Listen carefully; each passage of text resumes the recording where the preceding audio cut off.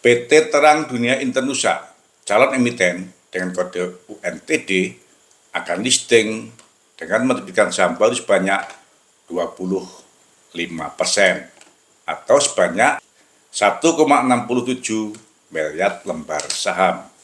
Harga penawaran umum antara 170 sampai dengan 240 rupiah dan nilai nominal sahamnya per lembar Rp25. Dengan demikian, BP Vivo mencapai 7 kali. Wow, mehongnya mantap kan? Meskipun UNTD tidak menerbitkan waran, namun kali ini saya tidak mengatakan ini keren.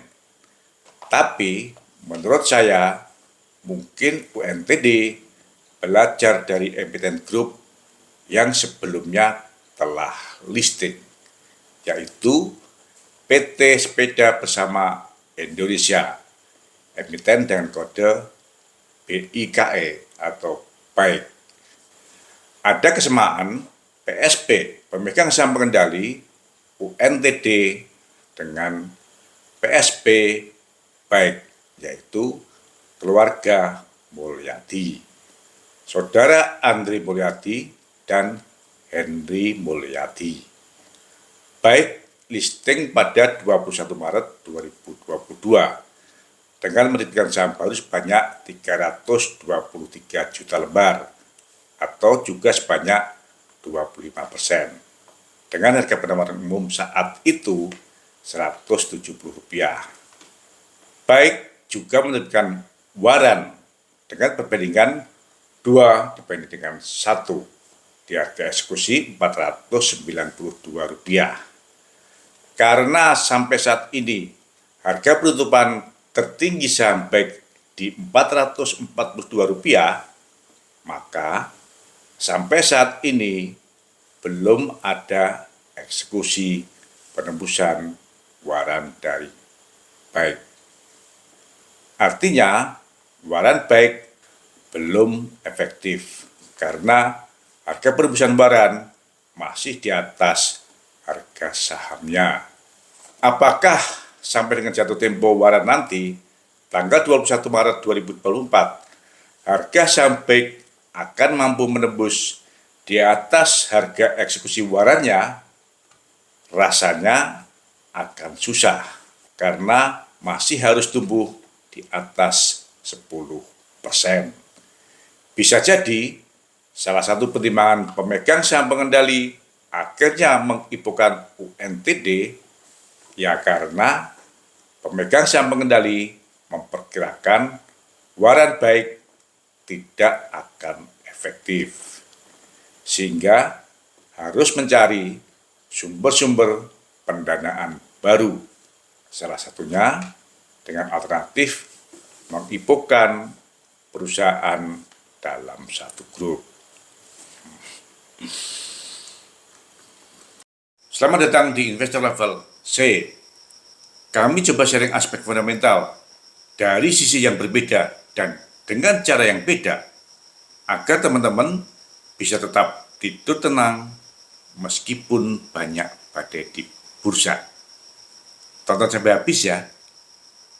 Semangat sehat, teman-teman investor level C, investor yang fokus pada karakter pemegang saham pengendali.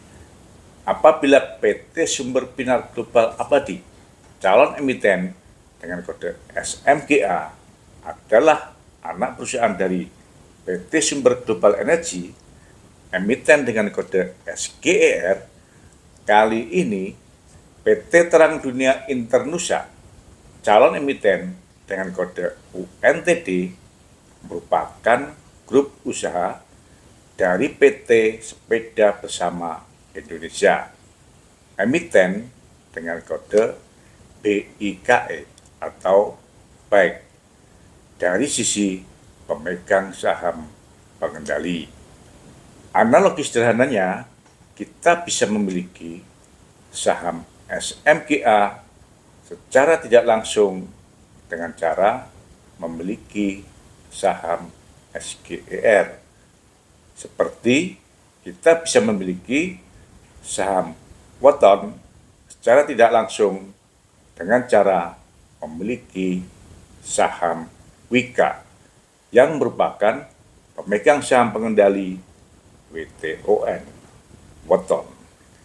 Sedangkan analogi UNTD dengan baik seperti antara Wika dengan ADI yang merupakan satu grup karena pemegang saham pengendali atau PSP-nya sama. Karena satu grup, maka saya melakukan pengecekan terhadap produk-produknya. Apakah produknya sama seperti Wika dan ADI atau saling melengkapi seperti BBRI, Bank BRI, dan BRI Syariah, atau berbeda seperti supplier dan buyer seperti WTON dan Wika. Sesuai dengan prospektusnya, produk-produk UNTD dapat dikategorikan ke dalam 4 jenis. Yang pertama, sepeda motor listrik. Yang kedua, sepeda listrik, termasuk e-moped. Yang ketiga, berbagai jenis sepeda manual. Dan yang keempat adalah spare part. Sedangkan produk-produk dari BAIK adalah berbagai jenis sepeda manual saja. Nah, dari produk-produk tersebut saya dapatkan kesimpulan bahwa produk-produk BAIK merupakan sebagian dari produk-produk UNTD. Sebagian besar produknya sama dan memungkinkan terjadi peran sebagai supplier dan buyer. Ada interaksi dari kantong kiri ke kantong kanan. Lalu saya cek pada bagian neraca UNTD yang mengalami perubahan signifikan. Saya dapatkan sejak tahun 2021 pada sisi aset terdapat peningkatan posisi piutang usaha kepada pihak berelasi yang proporsinya mencapai di atas 95% dari total piutang usahanya.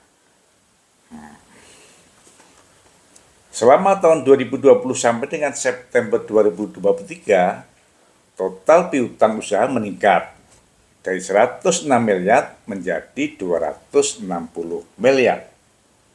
Sebenarnya hanya 250%. Namun, dari total piutang usaha tersebut, total piutang usaha kepada pihak berelasi meningkat sangat tajam. Dari hanya 26 miliar menjadi 250 miliar. Sehingga proporsi piutang kepada pihak berelasi mencapai di atas 95% dari total piutang usahanya. Wow, gila banget ini. Kira-kira barang-barangnya benar-benar menjadi uang atau hanya menumpuk di gudang pembeli ya, yang merupakan pihak-pihak berelasi atau satu grup dengan UNTD.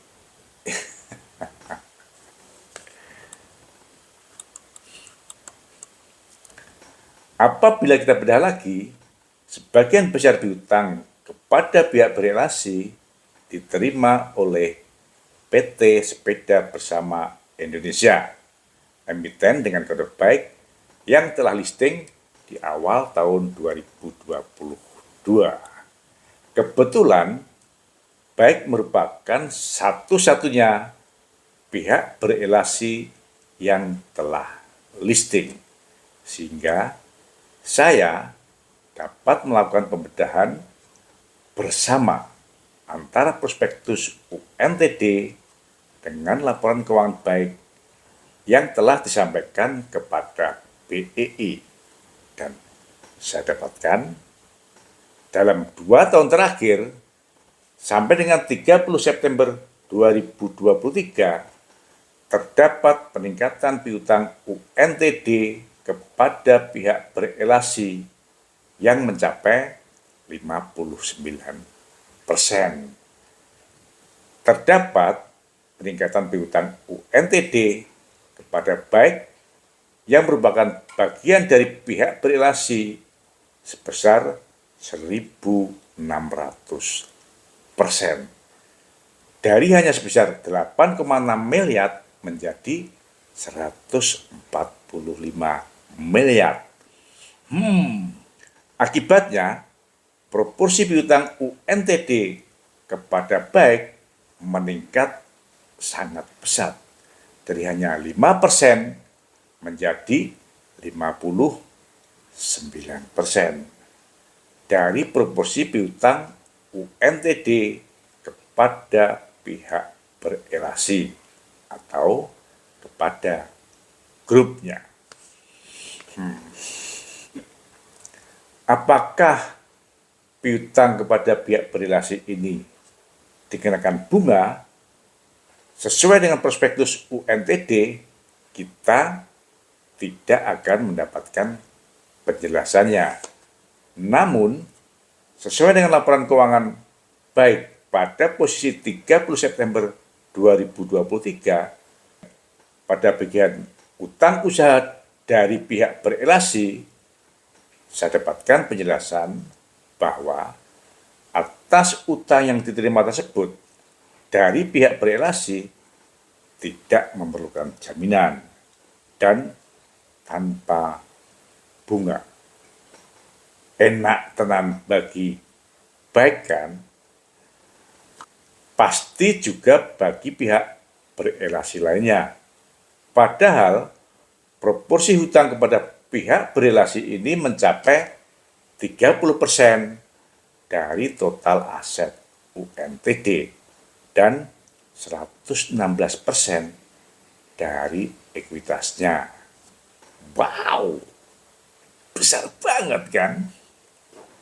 Di sisi lain, saat ini UNTD mempunyai hutang bank yang mencapai 400 miliar rupiah dengan tingkat bunga rata-rata 7%.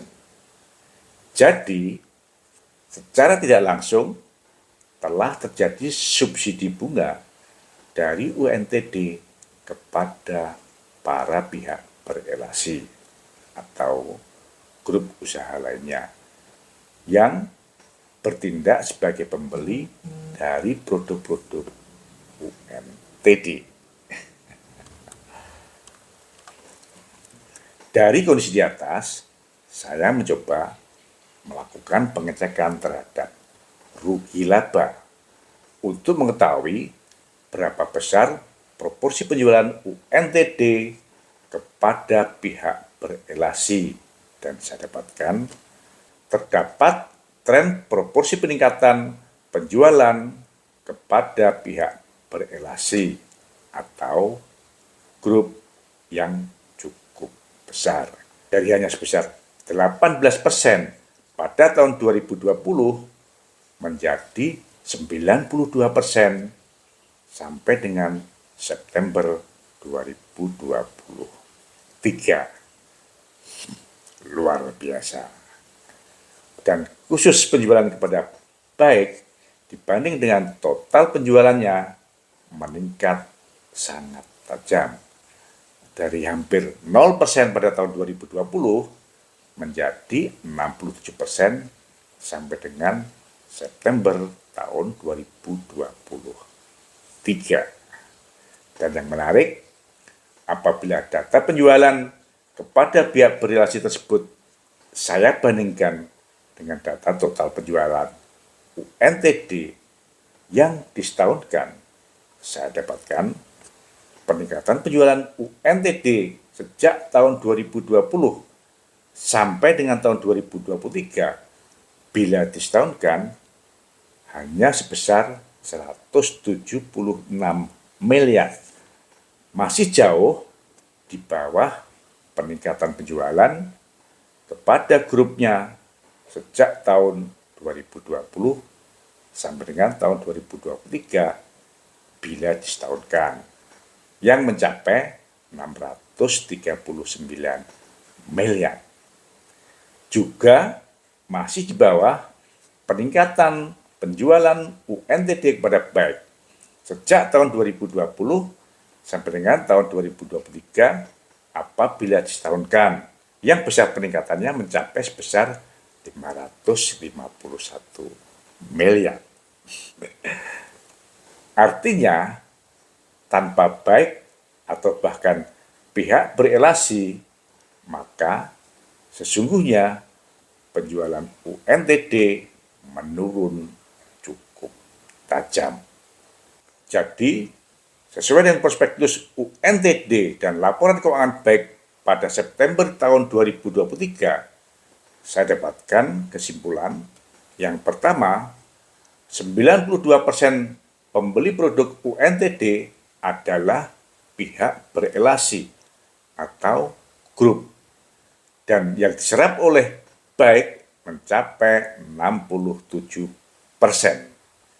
Artinya, apabila diperlukan, dengan mudah akan dapat diatur berapa pertumbuhan penjualan UNTD yang diperlukan agar laporan keuangannya menjadi jami. Baik dengan cara meningkatkan pembelian dari baik maupun dari entitas grup yang lain. Yang kedua, 30% dari asetnya merupakan piutang usaha yang diberikan kepada pihak berelasi atau grup, dan 59% diterima oleh emiten baik.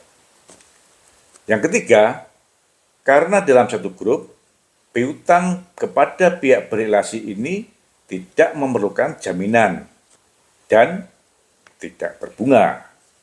Meskipun saat ini UNTD mempunyai hutang kepada pihak bank sebesar 400 miliar dengan tingkat bunga rata-rata mencapai 7%. Jadi, lebih aman yang mana? Yang harus menanggung biaya bunga atau yang menerima pinjaman tanpa bunga?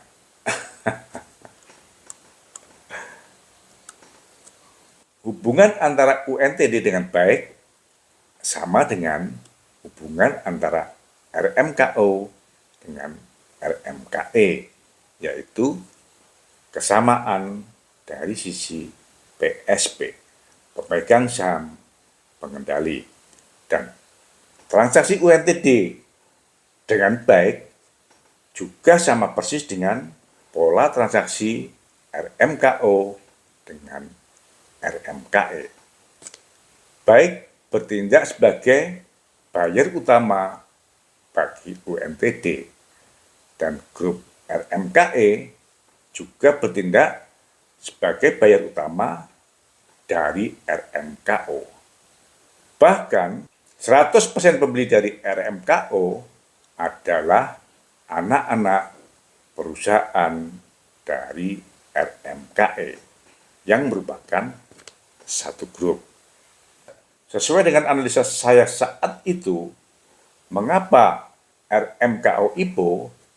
Karena proporsi piutangnya kepada RMKE Group yang mencapai 40% dari ekuitasnya. Sehingga saya yakin saat itu RMKO mengalami kesulitan likuiditas dan terpaksa listing. RMKO listing pada Juli tahun 2023 di harga Rp450. Saat ini harga saham RMKO ditutup pada posisi Rp258. Hanya dalam waktu 6 bulan, saham RMKO kena KO sebesar 43%. Bagaimana dengan UNTD? Saat ini piutang UNTD kepada BEK saja sudah mencapai 68% dibandingkan dengan ekuitasnya.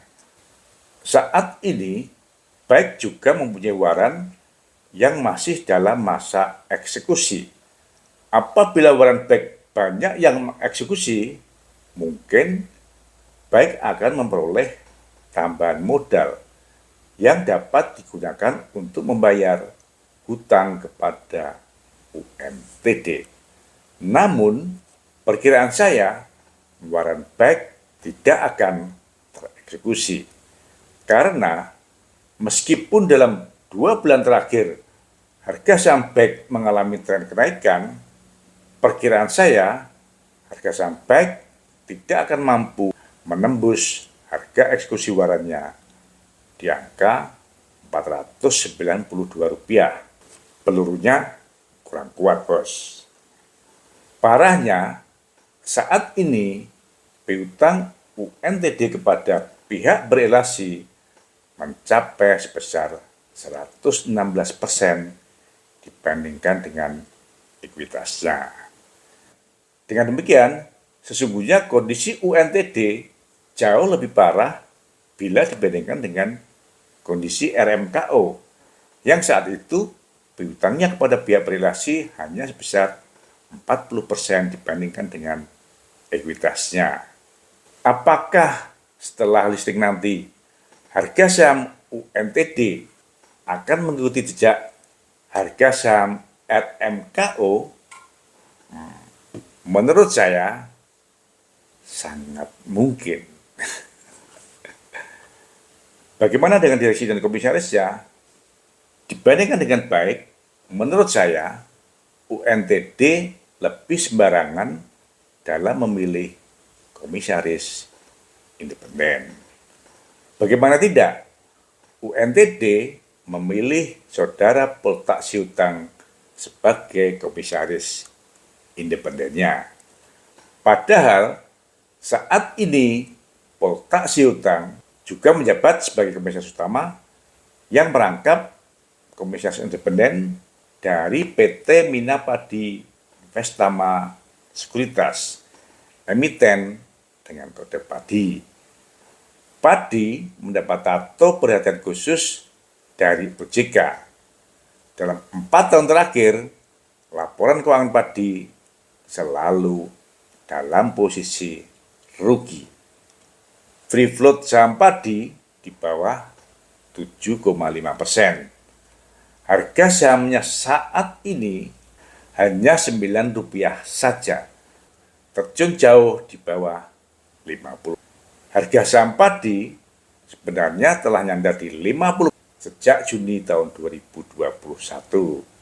Jadi, apabila UNTD berhasil listing dengan komisaris independen seperti ini, menurut saya hal ini membuktikan bahwa RAC Risk Acceptance Criteria listing dari OJK sepertinya masih tidak melindungi investor retail. Nah, menurut teman-teman bagaimana? Kasih komen ya. Agar ke depan apabila ada emiten yang boncos dalam waktu singkat, OJK menjadi sadar diri dan ikut merasa bersalah serta bertanggung jawab. Tidak sekedar menyalahkan investor retail yang masih memerlukan edukasi. Jadi, apakah menurut teman-teman IPO UNTD masih cukup menarik?